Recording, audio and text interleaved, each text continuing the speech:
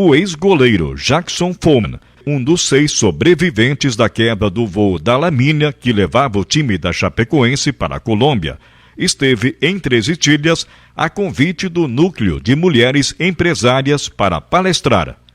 Antes da palestra, Follmann recebeu nossa equipe para uma entrevista. Por conta do acidente, Follmann teve parte de sua perna direita amputada. Na entrevista, Follmann contou um pouco sobre sua trajetória de jogador, recuperação após o trauma do acidente e sua nova fase de vida como palestrante e cantor. Jackson, primeiramente eu quero te agradecer imensamente por nos receber para esta entrevista nessa sua palestra aqui em Três Itilhas. Muito obrigado. Seja bem-vindo a Três Itilhas e ao nosso programa. Obrigado, Milton. É um prazer estar falando contigo, né? Aos ouvintes da Rádio Tropical. Feliz em poder vir pela primeira vez para Três Itilhas, né? Com a palestra tocando em frente, né? Nessa minha nova vida, nessa minha nova fase. Sim. E eu fico muito feliz porque a gente sabe que cada um tem seu propósito, né? E a vida deu uma reviravolta e hoje o meu propósito é poder ajudar as pessoas através do meu testemunho, através da minha história, da minha palestra. Então, muito grato por poder ter essa oportunidade de estar aqui com vocês. Você é gaúcho, né? Sou gaúcho. Follmann. Sou gaúcho. Sou de Alecrim, Rio Grande do Sul. Alecrim. Minha cidade tem mais ou menos 6, 7 mil habitantes. Acho que é até menor que Três Itilhas, né? Mais ou menos igual, um pouquinho menor, né? Foi onde eu nasci, né? Na região noroeste do Rio Grande do Sul, mas saí de casa muito cedo, com 14 anos, né? Sim. Mas sou gaúcho. Gaúcho. E gremista, não é? Gremista. Foi lá que você começou, né? A sua carreira. Comecei no Grêmio, sim. Eu sou gremista desde berço, né? Não escondo de ninguém, né? É lógico que sou gremista e chapecoense, não tem como... Certo. Dispensa comentários, até pela história, por tudo. Sou um cara que sou torcedor do Grêmio, mas eu falo assim, falo para muitas pessoas, a gente tem muitos amigos no futebol, né? Muitos conhecidos, né? No jogador, então a gente acaba torcendo para os amigos. Né? Certo. Hoje a gente deixou um pouco de lado a 100% paixão, né? E acaba sendo um pouquinho mais profissional, digamos assim, né? Analisando jogos, enfim, analisando os amigos. Então isso é bacana. Como é que você se interessou, começou a sua carreira sendo goleiro? Por que o gosto por goleiro, ser goleiro? Cara, eu sempre gostei da posição de goleiro, né? Eu acho uma posição diferente, né? Uma posição onde você tá ali no estádio para ver o gol e o goleiro tá lá para evitar, né? O que todo mundo quer ver. Pois é. Né? Então é uma carreira, é uma posição prazerosa, onde eu sempre me apaixonei desde a primeira vez, né? Acho que é um jogador que é amado e odiado ao mesmo tempo. Exatamente, né? A gente sabe que o erro ele é fatal, né? Porque se tu errar é gol, né? O goleiro não pode ter muito erro aí. Mas, como eu disse, é uma posição assim, muito prazerosa, onde eu sinto que os goleiros são muito mais unidos, né? Sim. Porque trabalha separado dos atletas, né? Enfim, então isso sempre me despertou um interesse, né? De buscar algo a mais, de aprender a técnica do goleiro, né? E eu acho que diferente dos outros atletas, talvez da grande maioria, que falam que era ruim na linha, teve que ir pro gol e ele começou a tomar gosto, né? Sim. Eu sempre fui um cara que gostei da posição e, cara, fui pegando gosto, né? As coisas foram acontecendo, saí de casa com 14 anos. 14 anos. Faço um teste, um peneirão lá no Grêmio, né? Acabo passando, então ali fui aprendendo a parte técnica do goleiro e as coisas foram acontecendo e foram se tornando mais sérias, né? De uma paixão, né? De uma situação assim, poxa, se der certo, beleza, se der certo, vou voltar para casa, tá show de bola. Certo. As coisas começaram a ficar mais sérias, né? Pois é. E aí fui indo e fiz essa minha carreira de 12 anos, né? Que eu conto com o maior prazer, maior orgulho, apaixonado pelo futebol, pela posição. Pois é, você passou pelo futebol, saiu do futebol gaúcho, mineiro, paulista e depois catarinense novamente. Exatamente. Aqui no sul de novo, não é? Eu comecei no Grêmio, depois do Grêmio fui pro Juventude, né? Me profissionalizei no Juventude, depois o Grêmio me compra novamente. Aí eu tenho um empréstimo de 3 meses pro Linense, pro Campeonato Paulista, retorno pro Grêmio. Onde acaba meu contrato do Grêmio, eu vou pra Minas para jogar o Campeonato Mineiro. Onde eu saio de Minas e venho pra Chapecoense. Né? Então, isso foi em 2000 e... Eu comecei em 2008, né? Na Chapecoense foi 2015? Não, na Chapecoense foi 2016. 2016. Eu chego na Chapecoense em maio de 2016. Né? Tava 7, 8 meses ali até o acidente, mas tinha um contrato mais longo, né? Mas era um pouco recente ainda a minha passagem lá. E você veio para ser reserva imediato do Danilo na época? Exatamente. Já ou não? Eu vim junto... Na época, quando eu chego na Chapecoense, o Nivaldo já estava começando a encerrar a carreira dele, né? Sim. E aí o Nivaldo ia sair, precisavam de um goleiro reserva, né? E ali eu tive alguns destaques no Campeonato Mineiro, né? E aí acabei optando por vir para a Chape, né? Até pelo projeto, enfim. E vim como segundo goleiro ali, brigando com o Marcelo Boeck na época. Sim. Mas respeitando, né, toda a hierarquia, né? Mas querendo meu espaço com toda certeza, né? Porque o Danilo... Primeiro o Nivaldo, né? Construiu a história dele, subiu todas as divisões, enfim, um goleiro que teve 300 jogos pelo clube, né? Então, querendo ou não, era um espelho para mim, né? Sim. E o Danilo, que dispensa comentários, né? O Danilo tava muito difícil da Chapecoense segurar, né? Ele, porque... Ele estava numa fase incrível, jogos, né? Vários campeonatos e vários times grandes, né? Com maior poder financeiro, estavam querendo levá-lo, né? Então, o projeto que a Chapecoense me apresentou foi um projeto muito interessante, né? Por isso que eu opto por vir para a Chapecoense, né? Para vir. E também pelo fato que eu nunca também tinha jogado numa cidade, digamos assim, perto da cidade dos meus pais, da minha família, sim. Né? São 3 horas e meia, né? Mas sempre estive muito longe, né? Claro. E aí cara, quando eu recebo o convite, né? Tive outro convite do América Mineiro, quando acabou o Campeonato Mineiro, para ficar no América Mineiro, lá em Minas. Mas realmente o projeto da Chapecoense, ele me despertou muito mais interesse e aí eu largo tudo lá e venho para cá. Sim, até porque a Chapecoense estava numa fase muito boa, muito interessante, né? A Chapecoense conquistou uma simpatia pelo Brasil afora, todo mundo torcia para a Chapecoense, tinha uma simpatia incrível, né? Com certeza. Tinha uma sinergia muito grande, né? Era uma sinergia muito grande, assim, a gente via que as pessoas realmente, o segundo time era a Chapecoense, né? E também muito pela gestão do clube, né? Por estar sempre caminhando com as próprias pernas, né? Não fazendo loucura. Eu acho que isso é muito importante, né? Para o sucesso da gestão e também como um todo da Chapecoense, né? Todo mundo comentava muito sobre a Chapecoense em relação a isso. E a gente sabia que do carinho de todos os torcedores, então, querendo ou não, isso dava um gás a mais para a gente, né? Nas outras competições. Certo. O maior exemplo foi a Sul-Americana, né? Onde todos os brasileiros estavam torcendo pela Chapecoense naquele momento. Foman, além de jogar futebol, você é cantor, toca a sua música, canta. Isso também sempre veio desde berço, assim, desde criança? Sempre tive 2 sonhos, né? A música e a bola, né? A bola, a oportunidade do futebol veio primeiro, mas eu nunca deixei a música, né, de lado. Pelo contrário, todos os clubes que eu passei, sempre a música. E que música você forte, curtia assim lá no... Cara, eu curto uma boa música, né? Lá em Alecrim, assim, se curte bandinha, essas coisas? Sertanejo? Fui muito pra bailão, viu? Fui muito pra bailão. Mesmo? Foi. Gaúcha, nativista, né? Antes Gaúcha, de casa, nativista. tem muitos festivais da minha cidade, músicas nativistas, né? Regionalistas, então.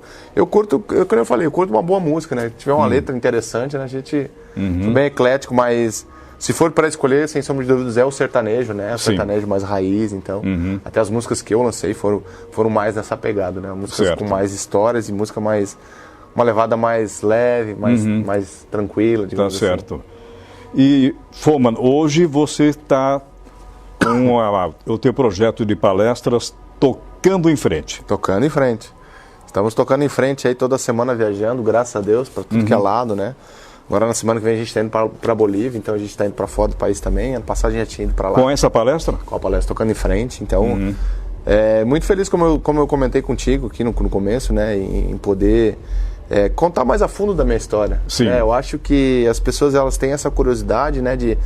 De ouvir com mais detalhes, né? E acima de tudo você poder, né, deixar uma palavra de conforto, você poder, né, pelo fato de que você passou por uma situação, né? Querendo ou não, foi uma situação que mudou da noite para o dia. Né? Sim. E a nossa vida é isso, né? A gente precisa falar sobre isso. Então eu falo muito sobre a valorização das coisas simples da vida também, né? E de você valorizar o teu colega, né? Que a gente não valoriza no dia a dia, muitas vezes. Exatamente, às vezes a gente está muito focado no profissional, no trabalho, né? E acaba perdendo, né, o principal. Certo. Né? Que é as coisas simples. E você canta família, na palestra? Canto na palestra também. Aqui a gente faz então tudo. É uma palestra show, digamos. Mais ou menos isso, né? Eu tenho o meu show particular, né? Separado, também? né? Se for contratar o Jackson Foman, tem a palestra Tocando em Frente, tem o talk show que é com o mediador, tem o pocket show que é com a banda reduzida e tem o show completo, que é 10, 12 músicas, enfim, então você é versátil. Como diz lá aqui no Sul, a gente é do break, né? Então a gente precisa fazer o break, né? Sim. Então a gente tá com esse projeto, mas muito feliz, né, cara, por poder, né? através da minha palestra, levar uma mensagem positiva e também através da minha música, né? Uma coisa que eu sou apaixonado, né? Eu nunca vi sua palestra, mas o pessoal diz que é emocionante, o pessoal gosta, comenta bastante. Você está feliz com o teu projeto? Muito feliz, muito realizado. Sou um cara que, assim, que só tenho que agradecer a Deus por todas as oportunidades, né, que surgiram na minha vida, né? Tanto pessoal quanto profissional também. Foi difícil, é difícil. Vai ser difícil, mas a gente precisa fazer do limão uma limonada, a gente precisa tirar a parte boa das coisas, e existe a parte boa de uma situação, né, de uma situação triste, ou digamos assim, difícil, né? Então, eu estou muito feliz, assim, muito realizado profissionalmente e pessoalmente com tudo que está acontecendo. Jackson, é a pergunta que tu já respondesse milhares de vezes. Lá vem. Eu vou fazer também para você. Naquele último dia, naquela viagem, você teve algum tipo de pressentimento, alguma coisa nesse sentido, que algo poderia acontecer, ou foi um dia normal? Foi um dia normal, apesar de a gente ter esperado muito, né, no aeroporto de São Paulo, principalmente, né, porque em São Paulo a gente pega um voo comercial para ir para Santa Cruz de la Sierra, né, e para pegar a Lamia, né, o voo da Lamia lá na Bolívia. Eu lembro que a gente ficou esperando muito tempo no aeroporto, e foi bem cansativo, assim, sabe, mas jamais passou pela nossa cabeça, né, algo mais grave, né, em relação a tudo o que aconteceu. Então, a gente estava fazendo um voo tranquilo até então, e quase chegando assim no aeroporto, os motores da luz se apagam, né? E aí fica um silêncio, e ali realmente você começa a ter pensamentos. E alguém avisou que teria problema? Ninguém avisou nada. Não? Né? E eu acho que isso foi o pior também, porque o fato é que a gente viaja toda semana de avião, né? O atleta está viajando para lá e para cá, e aí quando acontece uma situação dessa, você sabe que algo de muito grave está acontecendo, mas ao mesmo tempo você não quer acreditar, você não tem como levantar e sair, né, pela porta. Então foram segundos de muita angústia, né? Onde eu particularmente vi vários colegas meus também rezando, né? Pedindo a Deus que nos livrasse do pior, né? Então, mais ou menos isso que eu lembro. Sim. E em que parte do avião você estava sentado? Estava sentado exatamente rente à asa ali, bem no meio do avião. Bem no meio do avião ali. No corredor, na janela? Na janela. Então eu conseguia ver na minha janela a asa, enfim, ali. Então eu estava sentado bem no meio ali. Você foi um dos 6 sobreviventes. Você já se perguntou por que você está entre esses 6? Nunca me perguntei, né? Eu acho que a vida vai me mostrando, né, com o tempo, né, o porquê eu fiquei. E um dos propósitos fortes, sem sombra de dúvidas, como volto a dizer, assim, é poder eu contar meu testemunho, né? Te falo que nunca passou pela minha cabeça que um dia eu poderia ser um palestrante, né? Sim. Poderia contar minha história, né? Enfim, ajudar as pessoas. Então, a gente vai entendendo com o passar dos dias, com o passar dos anos, né? E eu procuro me apegar às coisas positivas, eu procuro me apegar ainda mais à minha família. Eu sou um cara muito família, né? E, enfim, a gente vai vivendo um dia de cada vez, né? Acho que talvez lá na frente a gente vai entender o porquê, né? Certo. Que ficamos, né? Mas eu falo e falo abertamente dos outros sobreviventes, são meus irmãos, né? O Neto, o Alan, enfim. Você tem contato com eles? Contato direto, assim, meus padrinhos de casamento também. Então a gente conversa muito em relação a isso, né? Então a gente sabe que a gente ficou para fazer algo mais, né? Não que os outros não... Mas cada um tem seu propósito, cada um tem, né, o seu momento, né, digamos assim, final aqui na Terra. Né? Eu vejo sempre pelo milagre, não fujo disso, né? O que aconteceu com a gente não foi o lugar que eu sentei, não foi a posição que eu fiz. Muito pelo contrário, né? É lógico que o milagre que aconteceu com a gente queria que acontecesse com todos, né? Mas tá tudo nas mãos de Deus, né? Então a gente não... E Jackson, você consegue falar desse assunto normalmente? Você tem algum trauma, tem alguma dificuldade de falar? Porque você responde essas respostas, você tem que dar seguidamente, né? Você consegue falar disso tranquilamente hoje? Te causa algum desconforto? Como é que é isso para você? Desconforto não, até porque eu sempre falo que eu não fui um atleta conhecido, então o Brasil e o mundo me conhecem pelo Ocidente, isso faz parte da minha história. Né? É lógico que quando você para falar, é um assunto pesado, né? É um assunto que... Volta à tona tudo aquilo do novo. Exatamente, que teve muito sofrimento, né? Tanto físico quanto psicológico, né? Ainda tem, né? Sim. Mas como eu te falei, faz parte da minha história. Quando as pessoas me perguntam, eu sei que as pessoas não me perguntam por maldade, por curiosidade, né? é uma dúvida, né? É algo nesse sentido, assim, que eu procuro, né? Tentar falar abertamente, né? E como eu te falei, hoje, como eu faço palestras toda semana, então eu conto a minha história, eu falo sobre vida, então é fato real. Sim. Né? Então isso faz parte, é lógico que a gente foi trabalhando com o passar dos anos, né? Com profissionais, com tudo isso aí, porque lá atrás, com toda certeza, era muito difícil falar sobre isso. Sim. Né? Agora, digamos assim, a gente tem um certo... não sei se a palavra é profissionalismo, né? Ou algo nesse sentido, né? Para conseguir colocar melhor as palavras, né? E para voar também é tranquilo? Não. Não? Não. É meu maior medo, né? Sim. Mas é uma necessidade, né, cara? Sim. Não tem o que fazer. Acho que... Ainda mais palestrante assim, se desloca Exatamente, bastante, a gente vai para né? tudo que é lugar, Né? todo que tipo de estado, né? Eu sempre falo que o mais perigoso é você pegar teu carro, sair do sul e ir lá para Bahia, um exemplo. Né? Se torna muito mais perigoso que pegar um avião, né? Sim. Mas é meu maior medo, sem sombra de dúvidas, né? A gente vai superando a cada voo, a cada dia. Sim. E para fazer as palestras, Foman, você fez algum treinamento, fez aula de fonoaudiologia, oratória, postura, você fez alguma coisa nesse sentido? Fiz e faço, né? A cada 4, 5 meses a gente faz. Tem toda uma estrutura por trás do Jackson Foman, né? A Inexperiência, que é a empresa lá de São Paulo, que é especialista em palestra, faz gestão de carreira. Então ela tem Você mora lá hoje, em São Paulo? Eu moro em São Paulo, faço toda a gestão da minha carreira. Então a gente montou a palestra, início, meio e fim, né? Ensaiou em cima, né? A gente tem profissionais para trabalhar a performance, né? De como se colocar, né? A voz, enfim, o próprio trabalho de fono também. Então a gente fez uma preparação, porque lá atrás a gente tinha muitos convites, né? Poxa, vem contar a tua história, aquela coisa toda, né? E eu sempre tive aquele medo, né? Poxa, o que eu vou falar? Vou sentar lá, vou falar o quê? Mas você fala bastante, né? Você é falador, né? Eu gosto de falar, cara. Se me deixar, eu vou falando, porque eu ganho a vida hoje, né? Falando, então... Sim, exato. Eu preciso falar, então, mas se tem, sim, todos os profissionais, né, por trás de tudo isso, né? Que fazem tudo. Tanto que a ida para São Paulo foi justamente por isso, né? Pelo fato que tem empresa lá que está em São Paulo, né? Então, acabou que ficou muitas viagens para lá e para cá. A gente sabe da nossa logística aqui, né? Sim. Eu também queria mudar um pouco de áreas, né? Sair um pouco de Chapecó, enfim. Então, a gente sentou com o clube amigavelmente, tomamos a decisão juntos, né? Foi bom para o clube, foi bom para mim também, né? Poder sair um pouco, né? E eu estou muito feliz, cara. Muito feliz em São Paulo, né? Eu sempre falo assim, eu moro em São Paulo, mas eu moro no meio do mato lá também. Senão... Me bota no meio daquela cidade grande lá, eu já tinha enlouquecido, né? Então, eu moro, né, do ladinho de São Paulo, né, que é uma cidade chamada Barueri, então... E, enfim, estou muito feliz, né, com o meu lugar onde eu moro. Que bom. E com o que eu faço hoje, né? Certo. Com todas as pessoas que estão ao meu redor aí. E o teu projeto de vida é continuar fazendo palestras, cantando? 70% da minha renda vem na palestra, né? Tem a música também. Eu também sou embaixador de algumas marcas, nas redes sociais, né, no digital, então... Sim. Esse é o meu projeto num todo, né? Esse ano até foi uma situação diferente que eu fiz, né?